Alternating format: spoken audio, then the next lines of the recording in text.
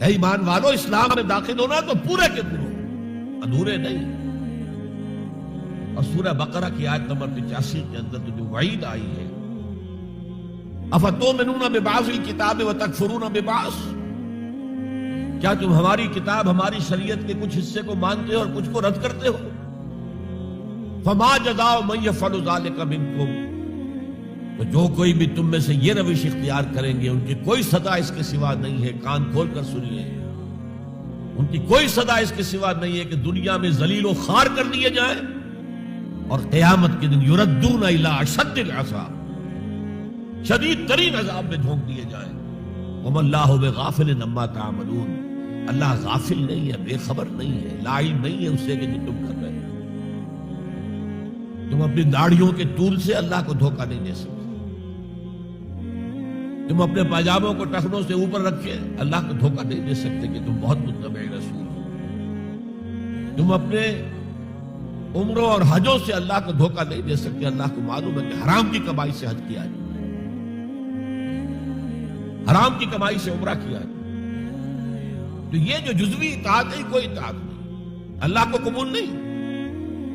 آدمی سوچتا ہے کہ چلیے میں نے یہ کام اچھے کیے، یہ برے کیے، مجھے اچھے کاموں کا کچھ کریڈٹ بھی تو ملنا چاہیے نا، لیکن نہیں، اللہ کہتا ہے جزوی اطاعت منہ پر دے ماری جائے، اور جو دنیا کی سزا ہے وہ تو ہم اپنی آنکھوں سے دیکھ رہے ہیں۔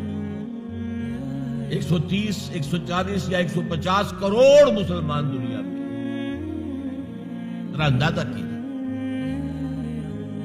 لیکن ہماری رائے کی کوئی اہمیت ہے؟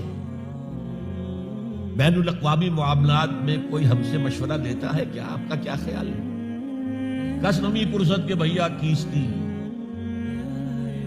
ایسے بھی ملک تھے کہنا چاہیے، اب تو ان کا حال پتلا ہے، دولت کے انبار تھے ان کے پاس، لیکن ان کا مذاق اڑتا تھا مغربی ممالک، وہ چاہے سعودی بادشاہ ہو اور چاہے وہ UAE کے امیر ہوں، مذاق ہی اڑتا تھا، کوئی حیثیت نہیں۔ حالانکہ کتنا بڑا رقبہ ہے انڈونیشیا کے آخری جزیروں سے لے کر موریتانیہ تک، سالڈ اسلامی آبادی، مسلمان آبادی۔ آپ کہیں گے کہ یہ بھارت جو ہے اس میں تو اکثریت تو نہیں ہے، لیکن 15 کروڑ یا 18 کروڑ تو آدمی یہاں موجود ہیں، لیکن کوئی عزت، کوئی حیثیت دنیاوی بین الاقوامی سطح پہ۔ بہرحال یہاں بھی ہے لوگ، کھاتے پیتے لوگ ہیں، ان کی اپنی کچھ عزت ہے اپنے معاشرے کے اندر، لیکن بحیثیت امت، بحیثیت قوم کیا حیثیت ہماری؟ وَإِلَّا خِزْيٌ فِي الْحَيَاةِ الدُّنْيَا، وہ تو ہماری نگاہوں کے سامنے موجود ہے۔